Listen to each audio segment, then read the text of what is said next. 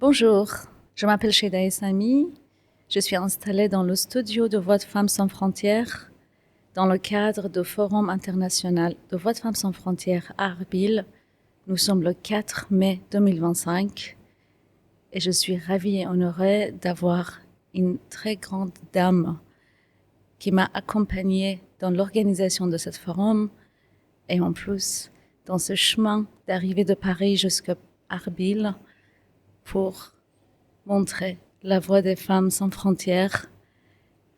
Elle est Isabelle Rome, l'ambassadrice des droits humains du ministère de l'Europe et des Affaires étrangères. Bonsoir Isabelle. Bonsoir Shaïda. Je suis très ravie que nous sommes dans un studio ensemble, podcast de Voix de Femmes sans frontières, créé et installé par les femmes de notre projet Voix de Femmes sans frontières. Et tu les connais maintenant. On te tutoie. Déjà, en fait, on a déjà commencé à parler. Et puis, j'aimerais bien tout d'abord te dire, finalement, on est arrivé à ce jour-là. On est dans le forum. Qu'est-ce que tu te sens? Lorsque je suis arrivée ici et lorsque j'ai vu la salle prête avec les belles photos, la belle décoration, j'ai déjà été très émue. Et puis ensuite, j'ai entendu ton discours. J'ai vu que tu n'étais pas loin d'avoir les larmes aux yeux, moi non plus. Et ensuite, cette très belle musique, cette très belle chanteuse avec de si belles voix, pour moi, ça restera un souvenir inoubliable. Et je vais faire un aveu, c'est que Bella Ciao, c'est ma chanson préférée, parce que c'est peut-être la chanson qui représente le mieux la liberté, et en particulier la liberté des femmes. Et je pense que je n'écouterai plus Bella Ciao sans penser justement à ce moment. Donc oui, c'est un moment très important et je pense d'autant plus important que nous sommes ici, à Erbil, au Kurdistan d'Irak, et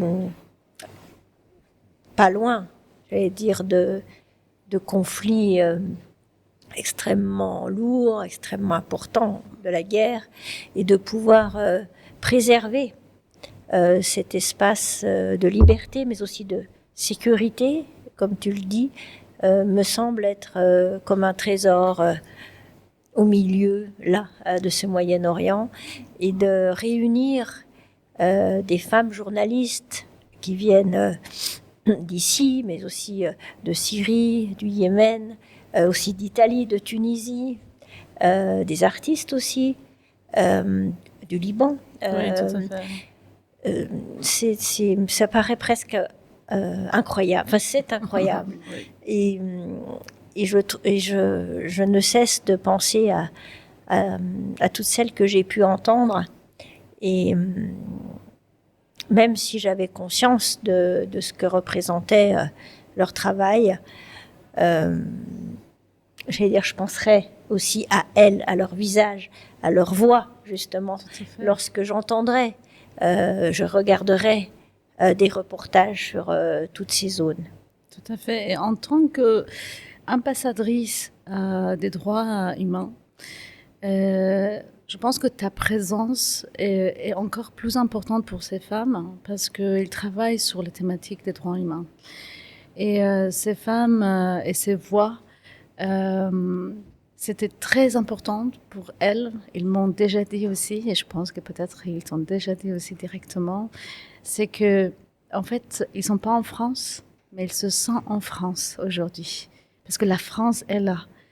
Tu es présente tout le temps, il y a le consul général, il y a des un espace d'expression, d'échange très libre entre tout le monde. Et ça, vraiment, elle a enlevé toutes les frontières. Quand on parle de frontières, c'est pas la frontière géographique, c'est la frontière, en fait, entre tous les classements. Et ces femmes, finalement, elles ont réussi de venir dans ce pays avec un chemin super difficile. Et en tout cas, moi, je suis très ravie. Et ça me rappelle la première rencontre que nous avons eue ensemble. Et j'aimerais bien toujours mentionner Delphine Borian qui nous a mis en contact. Et la première fois, c'était une rencontre avec la délégation qui sont été à Paris. Comme on était à Paris pour le Forum de Paris sur la paix, et qui était c'était une très grande réussite pour nous d'amener aussi l'équipe, les lauréates à Paris. Et cette connexion entre nous deux, c'est pas qu'une connexion humaine et de compréhension humaine. Je pense qu'en tant que société civile et en tant que diplomatie ou une diplomate, c'est vraiment une très belle rencontre et très concrète. Et c'est pas très longtemps, c'était le mois de novembre. Et de novembre, et là maintenant on est au mois de mai, on a réussi de mettre ensemble des choses. Moi je pense que cette importance de coopération des sociétés civiles et le gouvernement, c'est quelque chose que ça doit être vraiment mentionné et développé. Oui, tu as raison, et je rends aussi hommage à Delphine Borion qui a posé ses premières pierres justement pour notre rencontre et puis pour tout ce travail que nous avons pu mettre en œuvre et que tu as pu mener et finalement grâce auquel nous sommes là aujourd'hui. Oui, je pense que de toute façon, les États sans la société civile sont bien pauvres. Et toutes les politiques, d'ailleurs, toutes les politiques publiques, aujourd'hui, ne peuvent pas être seulement l'émanation des gouvernements, ni même des législateurs, des parlements. Je pense que de plus en plus, il faut que la société civile soit associée à l'élaboration de ces politiques, comme elle peut l'être, comme elles peuvent l'être aussi finalement dans notre diplomatie.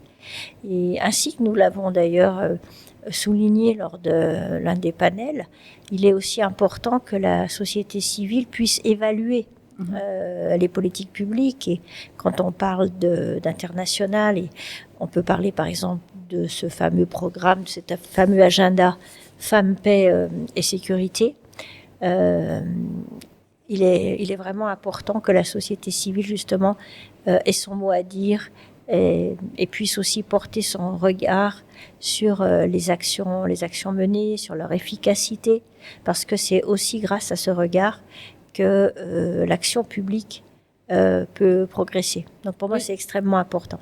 Oui, oui, tout à fait. On est vraiment accompagné par la France dans cette organisation.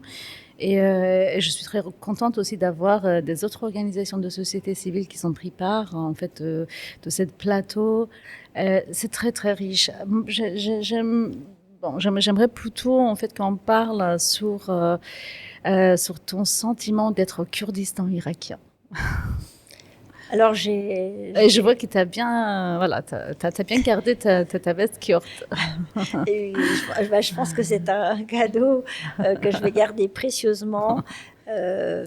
Et c'est un symbole de l'amitié entre toi et moi, mais c'est aussi au-delà, je pense, un symbole de l'amitié entre le Kurdistan et la France. Et tout à l'heure, je rencontrais le ministre des Affaires étrangères qui me rappelait aussi cette histoire d'amitié entre les deux pays. Et je pense que là, il faut répéter. Il faut répéter que le Kurdistan peut compter sur la France. Et c'est venu ici, je veux dire, on est une manifestation. J'échange beaucoup aussi avec notre consul général et je sais qu'il est vraiment pleinement impliqué pour cela. Tout à fait. Et donc, oui, l'amitié entre la France et le Kurdistan, c'est important. Et puis, je pense que c'est important aussi pour la paix. D'avoir cette amitié, ce lien très fort. Tout à fait. En fait, moi, j'ai réalisé un documentaire en 2012 sur l'histoire de la France et du Kurdistan. Et pour ça, j'ai rencontré et j'ai interviewé Bernard Kouchner, qui à l'époque était ministère des Affaires étrangères, quand la France a décidé d'ouvrir un bureau diplomatique au Kurdistan. Et en fait, il m'a dit la raison pour laquelle on a choisi d'ouvrir ce bureau. Et la France, c'était le premier pays. Et c'était une initiative de France. Et après, les autres pays ont ouvert leur bureau. C'est qu'en fait, déjà, il y a une amitié, il y a une histoire entre le Kurdistan et avec la France. Mais la région du Kurdistan, c'est une région qui est stable. Et si le Moyen-Orient, tout le Moyen-Orient entre dans la guerre, ou là maintenant c'est le cas, la région de Kurdistan reste peut-être la dernière à être touchée par le conflit. Moi, je pense que là, 12 ans plus tard, on a choisi Arbil pour mettre en place notre forum international, pour parler des pays où on ne peut pas vraiment organiser un événement comme ça. Et en tout cas, bienvenue au Kurdistan, c'est mon pays aussi.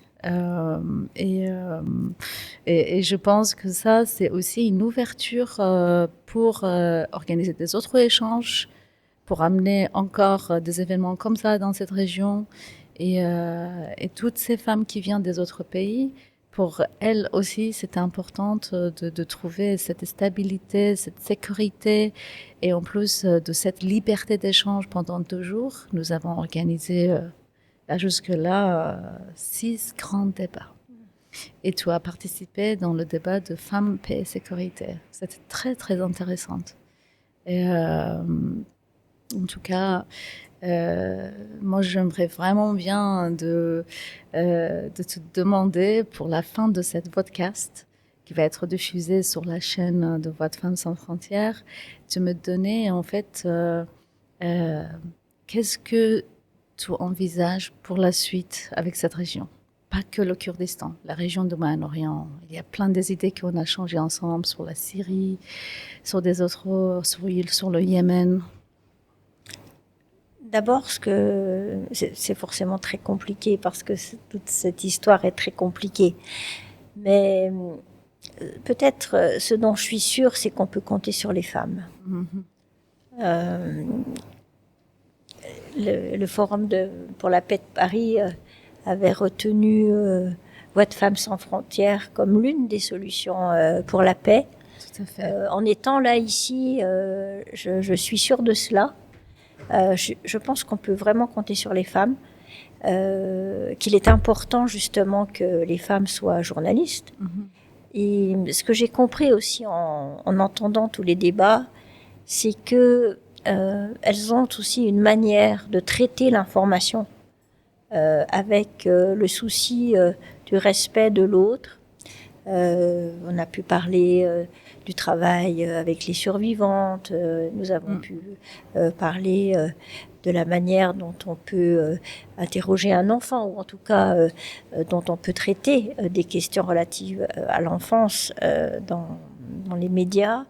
Et toutes ces préoccupations, je pense que elles sont vraiment particulièrement portées par les femmes, et que elles ont aussi cette exigence, je pense, de vérité dans le respect de l'autre. C'est-à-dire que la vérité, ce n'est pas le voyeurisme. Voilà. Et la vérité dans une forme de délicatesse. Oui. Et c'est aussi, justement, en ayant ce regard sur l'autre, cette attention portée à l'autre, ça aussi, c'est une manière de construire la paix. Tout à fait. Et ce n'est pas se balancer des choses qui sont peut-être parfois vraies, mais finalement, à quoi bon si c'est pour faire du mal, si c'est pour rouvrir des blessures. Donc en fait, je pense que oui, il y a une manière de porter justement cette voix pour la liberté, pour la démocratie qui que portent particulièrement les femmes. Et ce n'est pas pour faire de l'essentialisation, mais force est de constater, mais c'est aussi parce qu'elles ont des parcours particuliers, parce qu'elles ont dû aussi parfois se battre encore davantage pour faire ce qu'elles font aujourd'hui, qu'elles ont aussi cette maturité et cette attention particulière à l'autre. Et je pense que tout cela, c'est vraiment important pour construire la paix. Et donc, Je pense qu'il faut compter sur les femmes et c'est pourquoi aussi la France soutient particulièrement justement toutes les initiatives multilatérales qui vont dans ce sens-là, que ce soit pour permettre la participation des femmes au processus de paix, justement, comme à toutes les instances de décision. Voilà, ça c'est important parce que je pense que tant que nous n'aurons pas suffisamment de femmes, des femmes à égalité, mais en tout cas un nombre suffisant dans toutes ces instances de prise de décision, dans tous ces processus de paix, je pense que nous aurons du mal à construire un monde de paix. Voilà, je pense que ça, pour moi, c'est une conviction profonde. Et avec mes moyens, je ferai tout toujours pour porter cela. Exactement. Est-ce qu'on promouvoit maintenant en fait sur la présence des femmes dans le leadership, sur la présence des femmes en fait dans les sphères publiques, médiatiques et politiques, et on le voit parfaitement dans cette forum. C'est que à travers des voix de ces femmes qui travaillent activement sur les questions des droits humains, mais aussi de changement climatique. En ce moment que nous faisons cette podcast, il y a un débat sur le changement climatique, il y a des investigations qui sont produites par les femmes et tout à l'heure, tu vas les rencontrer, on va choisir 3 femmes ou 3 investigations, qui sont faites dans le cadre de nos formations ici en Irak. On a bien compris que les femmes, ils sont plus intéressés à ces questions. Les questions des droits humains, les questions de changement climatique, c'est des questions qui les femmes, ils sont plus sensibles à ces questions. Et je vais terminer, en fait, cette discussion sur ce sujet par un journaliste de guerre en Syrie qui m'a dit, en fait, dès qu'il y a une guerre ou un conflit, tout le monde court, aller couvrir le front. Mais dès que le bombardement est terminé, en fait, il n'y a plus de journalistes. Et moi, je suis plus intéressée à aller voir, après le bombardement, qu'est-ce qui se passait. Et c'est là que je suis très sensible aussi à cette question, comment les femmes, elles participent pas dans la guerre.